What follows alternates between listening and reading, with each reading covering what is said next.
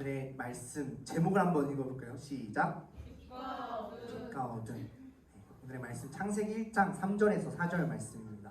우리 한 목소리로 한번 봉독하도록 하겠습니다. 시작. 하나님이 이르시되 빛이 있으라 하시니 빛이 있었고 빛이 하나님이 보시기에 좋았더라.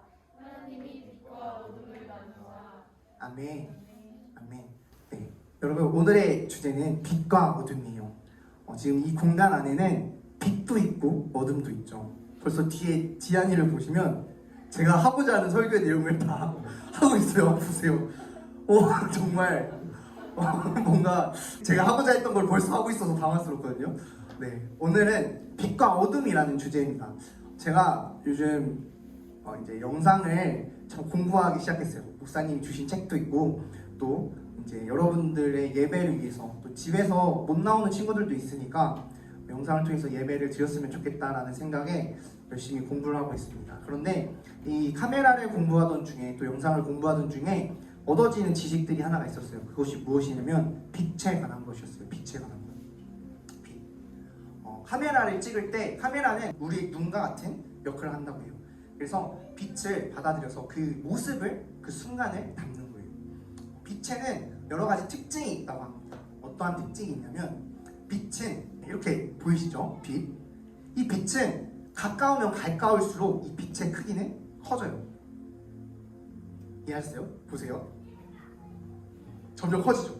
근데 이 빛은 멀어지면 멀어질수록 어두워져요. 이해하셨나요? 빛은 멀어지면 멀어질수록 작아집니다. 빛의 크기가. 우리 성령이가 지금 보세요. 빛이 점점 커지죠. 그런데 멀어지면 멀어질수록 빛은 되게 조그매지죠. 점점.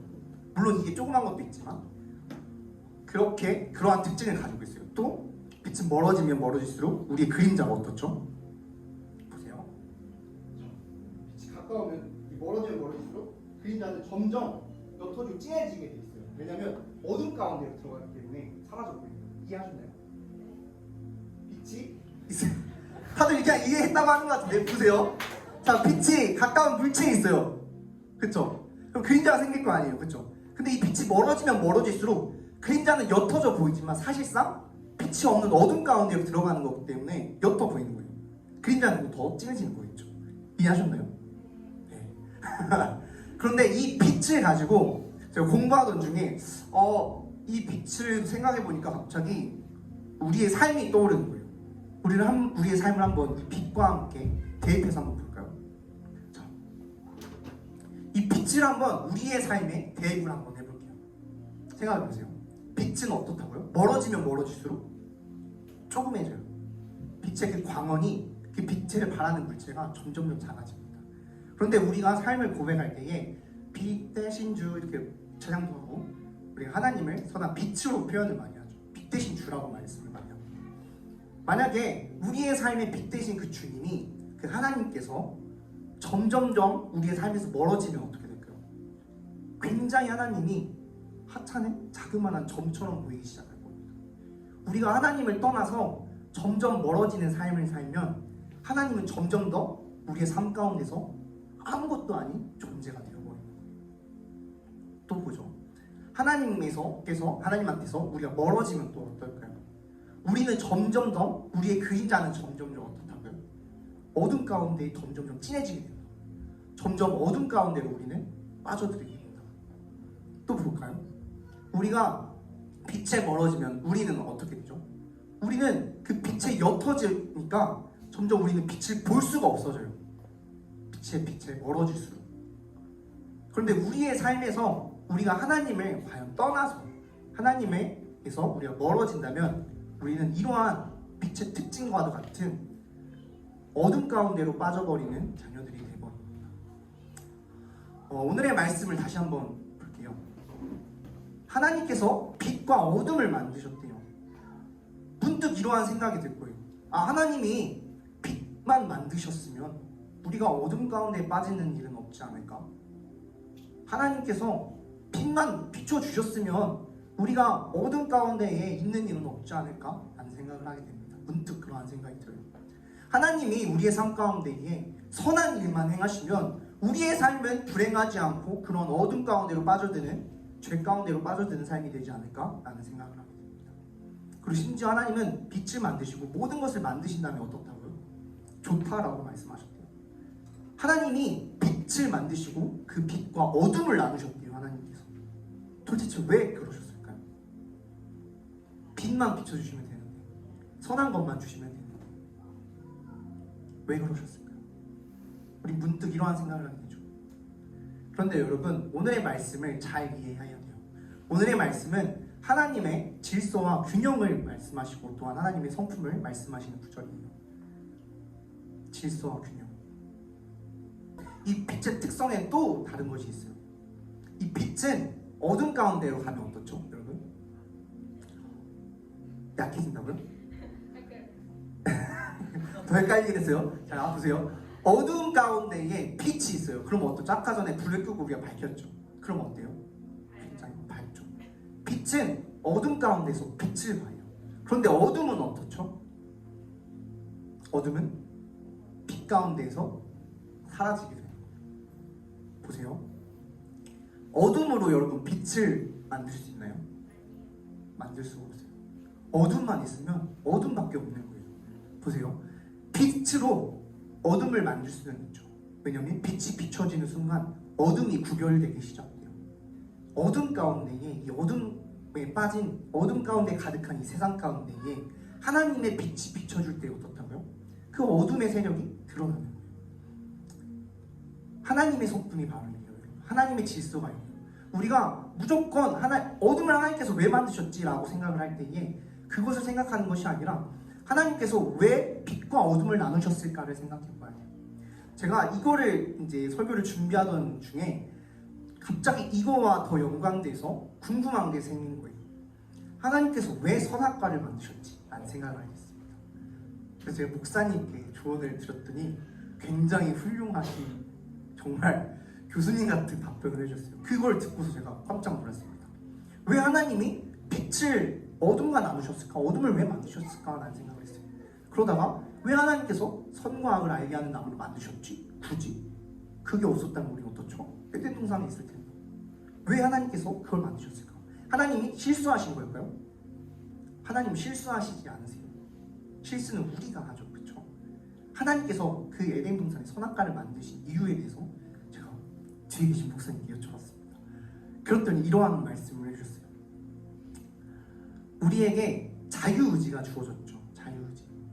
우리에게는 무언가를 할 수 있는, 선택을 할 수 있는 의지가 주어졌어요. 그 의지가 왜 주어졌을까요? 우리가 무작정 생각해서, 예를 들면 제가 무조건 이 여자와 결혼만을 해야 돼요. 여러분, 무조건 여러분이 나랑 결혼해야 돼요. 결혼할래요? 이거 너무 와닿죠? 저랑 결혼해야 돼요. 하나님께서 그렇게 만드셨어요. 나랑만 결혼해야 돼요. 할래요? 나도 안 해. 나랑 결혼해야 돼요. 할래요? 아니요. 아니죠. 좋았어. 아니에요. 그런데 하나님께서는 그거를 떠나서 우리에게 선택할 수 있는 권한을 주신 거예요. 왜? 네가 그 좋은 것, 세상에 선악과 좋은 것들이 많죠. 그 좋은 것들이 있음에도 불구하고 나를 사랑해 주길 바란다는 거예요. 정말 멋있지 않나요? 하나님. 그 좋은 것들을 놔두고 무조건 나랑 결혼해야 되는 게 아니라 좋은 멋진 남자들 많잖아요. 그쵸? 세상에. 그쵸? 그 남자들 가운데에서도 나를 사랑해 주길 바란다는 거예요. 그 좋은 것들이 있음에도 불구하고 나를 사랑해 주길 바란다는 거예요. 내가 너를 사랑해서 너를 만들고 이 모든 것을 줬듯이, 너에게 모든 것을 선택할 수 있는 권한을 줬듯이, 그럼에도 불구하고 그 가운데서 네가 나를 온전히 사랑해 주길 바란다는 하나님의 마음이 담겨 있어요. 정말 멋있잖아요. 그런데 중요한 것은 우리가 항상 이 선악과를 먹었느냐에만 치중하고 있다는 거예요. 왜 어둠을 만드셨느냐만 치중하고 있다는 거예요. 왜 하나님 이 선악 가운데에 왜 어둠을 만드셨나요? 왜 하필이면 선악과를 만드셔가지고 왜 그걸 먹게 하셔서 우리가 왜 죄를 짓게 만드시나요? 라는 것을 따지고 있다는 거예요. 하나님의 사랑은 잊어버렸지. 하나님께서는 이 어둠이 가득한 이 땅 가운데에 빛을 보내주셨죠. 그것이 그 빛이 무엇이죠? 바로 예수 그리스도예요. 예수 그리스도라는 빛을 보내주셨어요. 예수님이 이 땅 가운데 오셔서 우리는 어떻죠? 항상 어둠 가운데 살아야만 하는 우리가 빛을 바라볼 수 있게 되었고, 어둠을 판별할 수 있고, 죄를 판별할 수 있게 되었고, 또한 그 빛을 따라서 갈 수 있게 되었어요. 예수님이 이 땅 가운데 오셨기 때문에 이 땅을 그 죄와 사망 권세를 이기시기 위해서, 그것을 이기기 위해서 예수님께서 십자가에 돌아가셨고 이 땅 가운데 빛으로 오셨어요. 그 빛이 비춰지면 우리는 어떻게 될까요? 여러분, 지금 반대편, 지구 반대편은 저녁이겠죠, 그렇죠? 거기에는 지금 무엇이 떠 있을까요? 해말, 달과 별이 떠 있어요. 보세요. 그 달과 별이 빛나는 이유는 과학 시간에 배웠죠. 왜 빛날 수 있죠? 네? 어둡기 때문인데 그 어둠 가운데서 어떻게 빛날 수 있죠? 그 빛은 어디로 오는 거죠? 어디로서부터? 태양에서. 그렇죠? 그 빛은 태양의 빛을 반사시켜서 오는 빛이에요. 그 달과 별은 스스로 빛날 수 있는 것이 아니라 그 비춰지는 것들이 있기 때문에 그 빛이 우리에게 보여지는 거예요. 보세요. 예수님이 이 땅 가운데 오셨기 때문에 예수님으로 말미암아서 우리가 어떻다고요? 세상에서 빛을 비출 수 있다고요. 그분에게 멀어지면 어떻다고요? 빛은 우리에게 비춰지지 않는 거예요. 우리는 어둠 가운데 머무는 거예요. 그런데도 불구하고 예수님께서 어떻다고요? 하나님께서 어떻다고요? 우리에게 그러한 선택할 권리를 주셨고, 그럼에도 불구하고 나는 너를 사랑하기 때문에 그 모든 것들을 너에게 줬어. 그 안에서 우리에게 말씀하신다. 그 안에서 너가 나를 사랑하길 바란다. 나를 선택하길 바란다. 빛으로 나아오길 바란다고 말씀하십니다. 여러분, 우리의 삶을 한번 돌아보세요. 우리는 항상 빛과 어둠이 공존하는 세상을 살아가고 있어요. 우리 마음에도 빛과 어둠이 존재합니다. 하나님이 그렇게 나누셨던 것처럼. 그런데 이 빛과 어둠이 나눈 것이 어둠이 나쁘다고 생각만 하면 안 돼요. 이 빛과 어둠을 나눈 것을 생각하고 왜 어둠을 만드셨지라는 고민을 하기보다는 왜 내가 빛 가운데에 나아가지 못하지? 왜 저 사람 가운데에, 저 세상 가운데에는 예수님의 빛이 존재하지 않는 거지? 왜 빛이 없을까? 저 사람은 왜 빛을 모를까? 빛과 어둠을 왜 모를까? 왜 어둠만 알까? 라는 고민을 먼저 해봐야 된다는 거예요. 항상 어둠 가운데로 나아가는 건 우리의 잘못이죠. 그렇죠? 우리의 죄죠. 항상 그 선택을 하는 건 우리의 몫입니다. 왜 하나님 어둠을 만드셨어요? 하기보다 왜 하나님 나에게 그러한 고난을 줬어요? 왜 나에게 그러한 악한 일을 당하게 하셨어요? 왜 이 세상 가운데 이렇게 악한 일을 만드셨어요? 라기보다는 그 가운데 왜 악한 것들이 있을까? 그 안에 왜 빛이 없을까를 생각해 봐야 되는 거예요. 어둠이 있다고 해서 그 어둠을 욕할 것이 아니라 그 가운데 빛이 없는 것을 한탄해야 돼요. 예수님이 없는 것을. 여러분은 앞으로의 삶에서 빛을 비춰주는 역할로서 나아가실 여러분들이 되셔야 합니다. 이 세상은 너무나도 어두워요.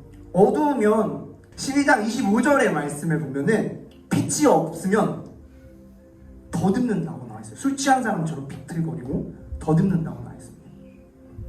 우리 한번 유엘이야 나와볼래? 빛이 없는 사람의 삶이 어떤지 한번 보세요. 좀 꺼주시겠어요? 이따가 네네. 자, 유엘이야 너가 이제 정직하게 눈을 다 감는 거야. 정직해 역시. 자, 정직한데 눈을 감고 있어. 이제 네가 앞으로 나아가는 거야. 직진으로. 알았지? 지금 앞으로. 잘하는 거 아니야? 절대 눈 뜨면 안 돼. 계속 나아가.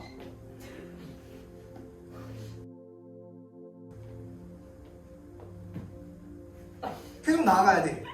목사님을 찾아야 돼. 알았지?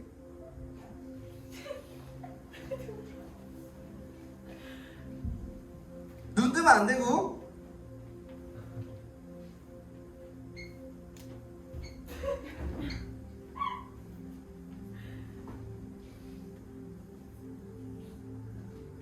네, 잘했어요. 네, 박수. 불좀 켜주세요. 자, 여러분, 빛이 없는 사람은 어떻죠? 바로 방금의 그 모습이에요. 욥기 12장 25절에서는 그렇게 말하고 있어요. 빛이 없는 사람은 술 취한 사람처럼 비틀거리고 더듬는다고 나와 있어요. 빛을 잃으면 그래요. 우리가 빛을 잃은 삶을 살고 우리가 죄악 가운데 어둠 가운데 빠지면 그런 자유롭지 못한 삶을 사는 거예요. 빛이 없으면 자유롭지 못해요. 앞을 알 수가 없어요. 나아갈 수가 없어요. 그런데요 여러분, 우리가 이 눈을 감고 있다고 해서 앞을 못 보지만 그 가운데 빛이 비춰지면 어떨까요? 이 어둠 가운데 눈을 감고 있는 그 가운데에 앞에 빛이 비춰져요. 우리는 모든 것이 보이겠죠. 빛을 통해서 볼 수 있는 거니까요. 우리의 눈은 이 빛을 통해서 색을 구별할 수 있고 빛이 반사되는 것을 통해서 사물을 구별할 수가 있어요. 그런 것처럼 우리가 예수 그리스도를 통해서 이 세상 가운데 빛 대신 예수님을 통해서 이 땅 가운데 오신 예수님을 통해서 어떻다고요? 자유로워질 수가 있다. 그 선악과가 그 빛과 어둠이 너가 그럼에도 그 가운데에서도 나를 사랑하나? 여쭤보신다. 여러분의 삶이 그러한 삶이 되길 소망합니다. 빛 가운데에 멀어져서 어둠 가운데에서 술 취한 사람처럼 비틀거리고 더듬으면서 자유를 잃어버린 그러한 죄의 모습에 빠져서 사는 것이 아니라 빛 가운데에서 우리가 볼 수 있고 하나님께 나아갈 수 있는 그런 빛의 자녀로서 나아가길 소망합니다. 또한 지구 반대편의 저녁인 사람들이 그 어둠 가운데에 별을 보고 달을 보고 그 빛을 의지해서 나아가는 거죠. 깜깜한 길을 잃어버린 사람이 북두칠성을 보고 나아가는 것처럼 그 빛을 반사시키는 별과 달처럼 그러한 주님의 귀한 자녀들이 되길 소망합니다. 여러분, 우리가 빛 가운데 있지 않으면 빛과 점점 멀어지면 하나님은 한없이 작은 존재가 돼버리고 하찮은 존재가 돼버리고 또한 하나님의 빛을 점점 옅어져서 우리 가운데로 임할 수가 없는 거예요. 물론 하나님은 전지전능하셔서 그럼에도 불구하고 우리에게 늘 항상 예수 그리스도라는 빛을 비춰주시고 내어주십니다. 그렇지만 우리가 나아가지 않는 노력을 한다면 우리의 삶은 늘 비틀거리고 늘 더듬으며 앞을 볼 수 없는 그러한 삶을 살아가게 될 겁니다. 여러분이 그러한 중요한 선택을 하길 바랍니다. 그 수많은 세상의 유혹 가운데에서도 좋은 것들 가운데에서도 그럼에도 불구하고 하나님을 선택하는 것, 하나님께 나아가는 것, 물론 이 자리에 나아온 것처럼 예배하러 나온 것처럼 늘 여러분이 그러한 선택을 하고 승리하길 소망합니다. 그렇다고 해서 내가 세상 가운데에 좌절하여서 유혹 가운데 빠져서 죄 가운데 빠져서 그것을 가지고 그 페널티 박스 안에서 아파하고 슬퍼할 것이 아니라 그럼에도 불구하고 어떻다고요? 어둠 가운데 예수 그리스도를 보내셨던 것처럼 그것을 기억하고 여러분이 우리 가운데 오신 예수님을 붙잡고 나가길 소망합니다. 여러분, 슬퍼할 필요 없어요. 우리가 선악과를 먹은 거에 대해서 그것을 고민할 것이 아니라 그럼에도 불구하고 사랑하시는 하나님, 그럼에도 불구하고 가죽 옷을 입혀주신 하나님을 생각하길 소망합니다. 여러분, 앞이 어둡나요? 그러면 어떻다고요? 빛을 바라봐야 돼요. 기도하고 말씀으로 나가길 소망합니다. 찬양, 그러한 삶이 되길 소망합니다. 혹시 유튜브에 저번에 목사님께서 설교하신 말씀을 들어봤나요? 여러분들과 함께 설교했던 영상, 거기서 목사님께서 말씀하시는 것이 무엇이었냐면 그때 우리에게 말씀해 주신 거는 우리 설교 안 봐도 돼요. 찬양만 보세요. 얼마나 예쁜 별이쌤이 계세요. 그쵸? 그럼 얼마나 은혜로워요. 여러분, 우리가 빛은 이만큼만 비춰도 볼 수가 있어요. 어둠 가운데에서 빛은 어떻다고? 빛을 발한다고. 그런데 우리가 어둠 가운데의 삶을 산다면, 어둠에만 머문다면 어둠 가운데에서는 빛이 만들어지지 않아요. 여러분이 꼭 확인하시길 바랍니다. 빛 가운데로 나아가서 나의 모습이 어디가 어두운지, 나의 어디에 누더기가 묻었는지를 확인해서 깨끗이 씻고 깨끗이 새 옷을 갈아입길 바랍니다. 그것은 빛에 비춰줬을 때만 알 수 있는 거예요. 아셨죠? 그러한 귀한 빛의 자녀 되길 소망합니다.